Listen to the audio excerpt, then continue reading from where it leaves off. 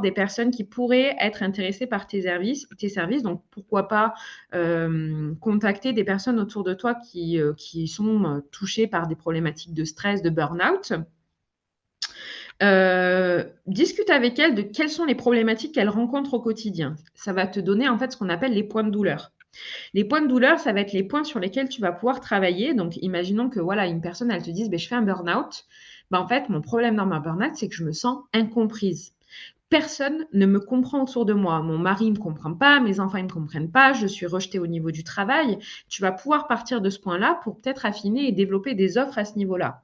Quand tu as aussi une spécialisation, par exemple, troubles mentaux, pourquoi pas contacter tout ce qui est association. Ça marche très fort.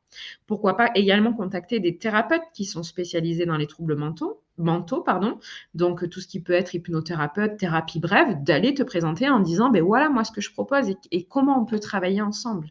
Il faut un petit peu leur prémâcher le travail quand tu vas voir des thérapeutes, c'est-à-dire que moi je travaille dans ça, mais quelle va être la plus-value que ça va ajouter à vos consultants, à vos clients, à vos patients, selon si c'est un professionnel de santé, s'ils viennent me consulter en même temps qu'ils font un suivi thérapeutique avec vous. C'est-à-dire que, par exemple, si tu vas voir un thérapeute en thérapie brève qui fait une TCC, en fait, imaginez si la personne, elle mange bien, elle dort bien, est-ce que vous ne pensez pas que les séances de TCC vont être beaucoup plus faciles pour elle? Elle va pouvoir appliquer de façon beaucoup plus concrète les conseils que vous lui donnez. Ses neurotransmetteurs vont pouvoir recirculer librement, elle va sécréter plus de dopamine, plus de sérotonine. Et donc, du coup, on a vraiment un travail complémentaire qui peut se faire pour le bien de la personne et amener la personne aussi plus loin que ce qu'on pourrait le faire en étant un thérapeute tout seul.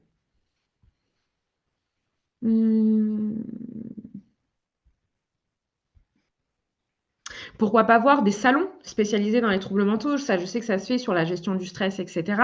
Si tu es spécialisé gestion du stress, tu as aussi toutes les entreprises.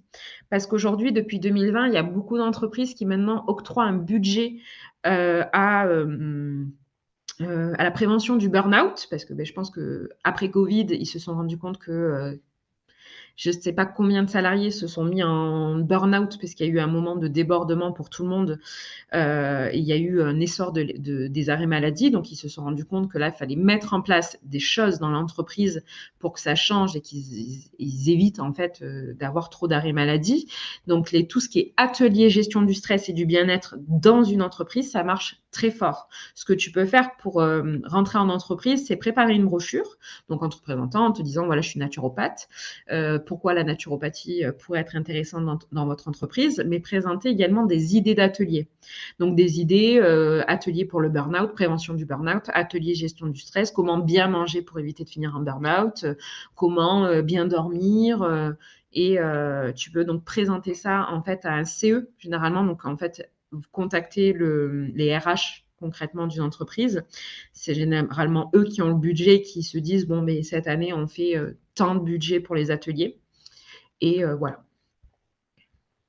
Alors, ça ne va pas te priver de clients potentiels parce que tu auras toujours dans ton cabinet le cousin de la cousine, l'oncle, la tante de quelqu'un qui est venu te consulter. Et même si tu es spécialisé dans le trouble digestif, mais que cette personne n'a pas forcément de trouble digestif, voudra te consulter toi parce que sa nièce, sa tante ou peu importe sera venue te consulter et aura eu des résultats.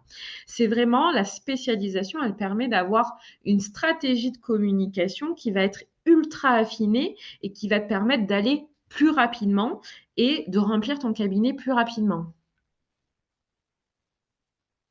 Quelles sont les spécialités que tu as choisies? Alors moi, je me suis spécialisée en maladies auto-immunes. Donc c'était en 2018. Pourquoi ça? Alors, quand je suis sortie de l'école de naturopathie, j'avais dit jamais de ma vie j'accompagnerais des maladies auto-immunes, c'est trop compliqué, trop dur, etc.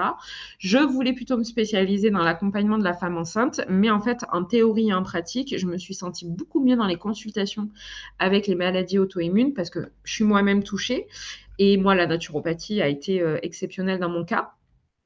Et ça m'a énormément apporté. Du coup, je me suis sentie à un moment donné légitime d'accompagner les personnes en maladie auto-immune.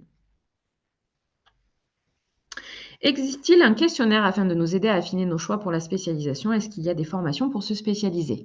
Alors, je t'invite à regarder, dans les onglets de la formation, on a l'onglet Naturopreneur. Tu as tout un module sur la spécialisation parce que là, en fait, c'était assez, vaguement au niveau de la spécialisation, mais il y a un module sur la spécialisation dans l'onglet Naturopreneur. Concrètement, dans Naturopreneur, on voit tous ces points, point par point. Donc, il y a un module par point, spécialisation, tunnel de vente, freebie, comment créer un produit gratuit, comment créer une plateforme de formation, comment créer une offre, comment déterminer son tarif, etc. On a vraiment comment créer une publicité, quels sont les points importants dans un levier, etc. Et je vous invite du coup à regarder cet onglet-là et à faire cet onglet-là, donc de Naturopreneur. Euh, qui peuvent être intéressants.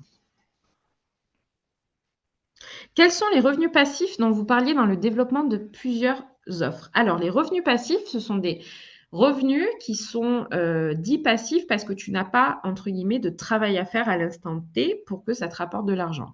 Généralement, les revenus passifs, c'est tout ce qui peut être dans le digital par les e-books et les programmes en ligne. C'est-à-dire que tu vas fournir une masse de travail importante pour créer des produits, donc peut-être des mois et des mois de rédaction pour construire ton e-book, mais sauf qu'après, ton e-book, il va se vendre tout seul.